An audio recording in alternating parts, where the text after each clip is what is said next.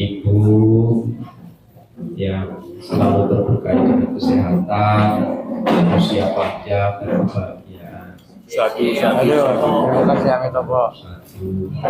Jadi pagi menjelang siang ini satu kebahagiaan bagi kami, khususnya pengurus maupun umat Wihara Maitri Wira Agung, mendapat kunjungan dari emak-emak yang kongkong, yang selalu semangat ya, datang jauh-jauh, sebenarnya nggak jauh lah ya.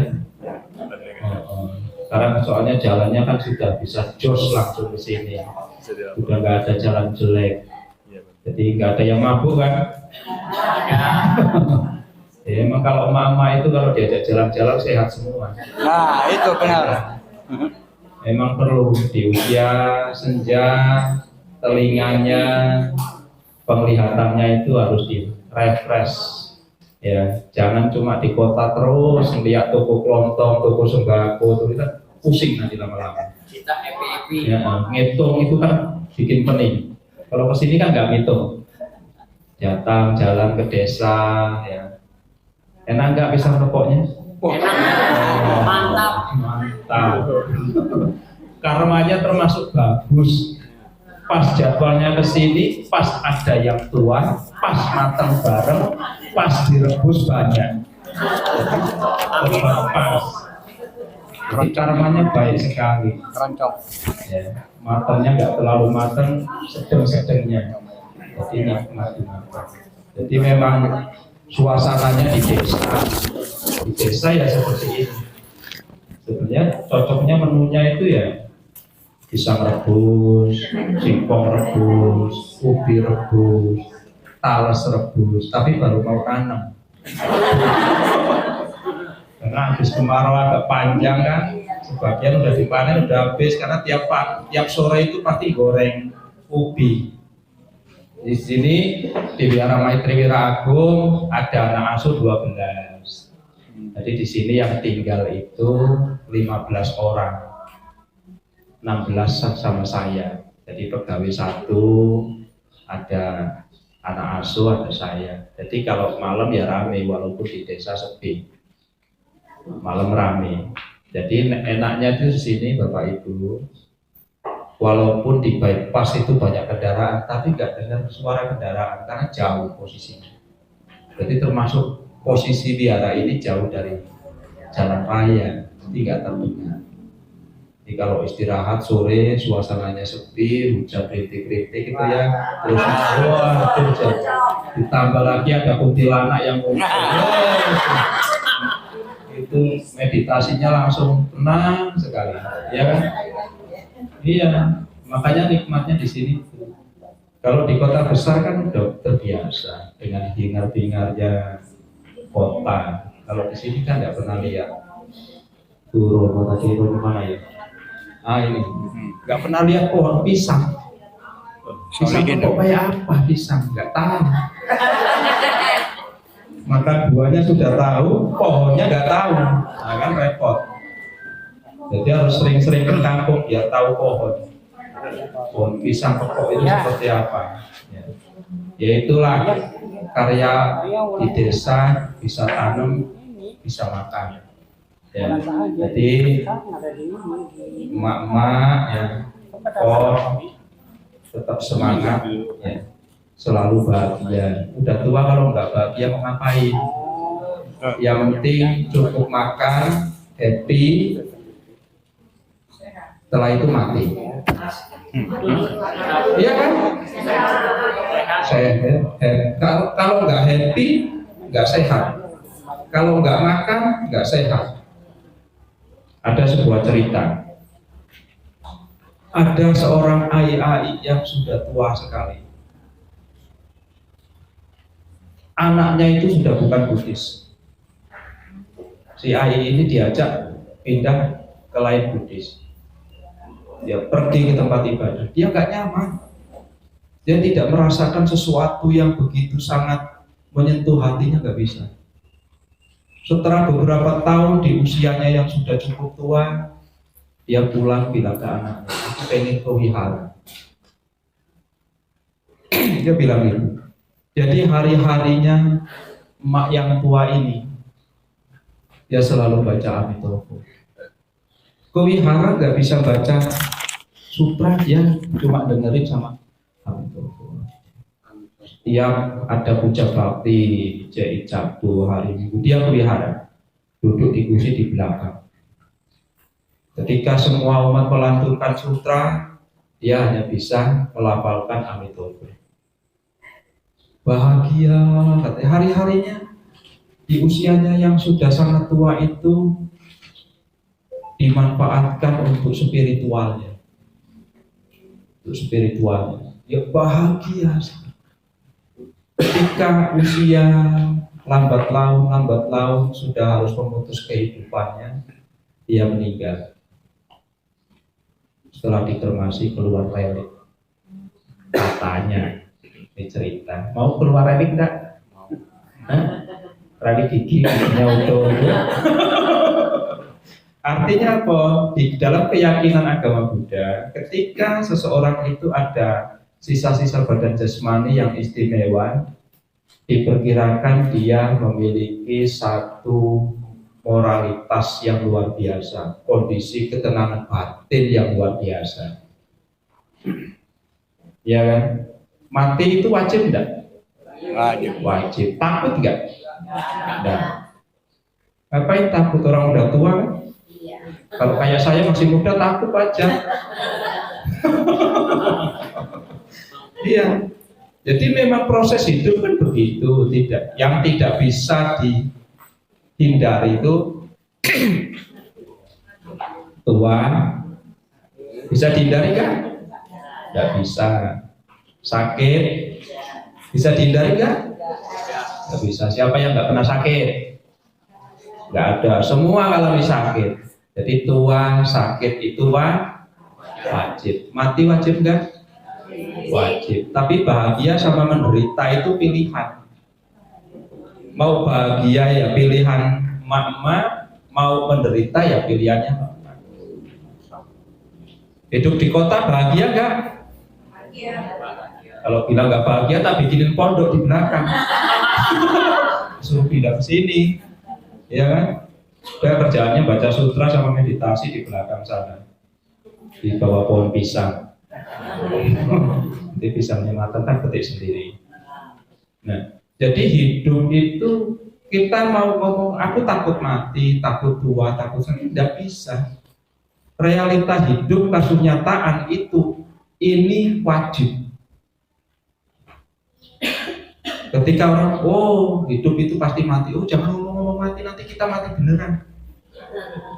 Tapi memang pada kenyataan pasti kita akan mengalami yang namanya mati beneran. Para biku itu ya renungannya mati. Besok itu mati. Walaupun mati itu nggak pasti. Mau kapan datangnya kita nggak tahu. Tapi kita yang pasti akan mengalami mati. Ya jangan takut. Aduh Bante, kalau ngomongin mati-mati, ngomongin sakit itu pamali. Pamali itu bagi penakut. Kalau kita ngomong mati, ngomong sakit, pikiran kita tetap enjoy, paham dengan kasus nyata.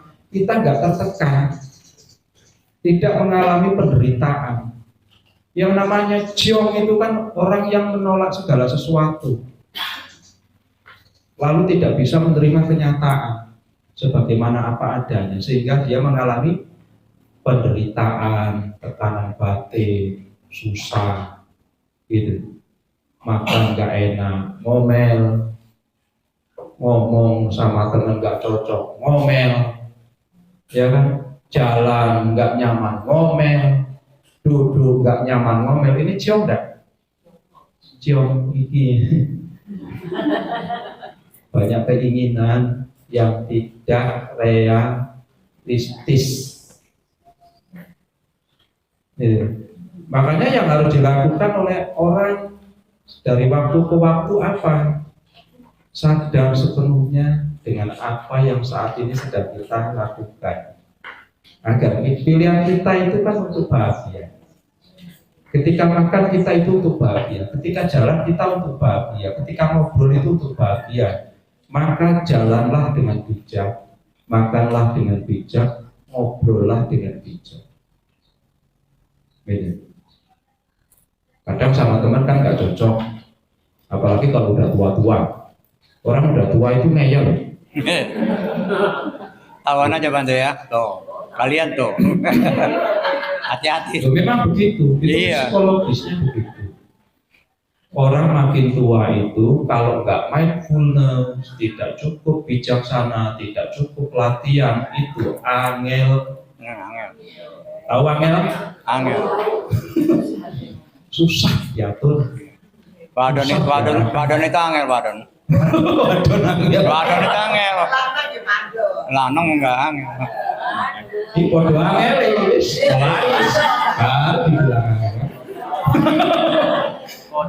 Tapi memang begitu proses psikologis ya dari anak-anak berkembang dengan pengetahuan dan sebagainya.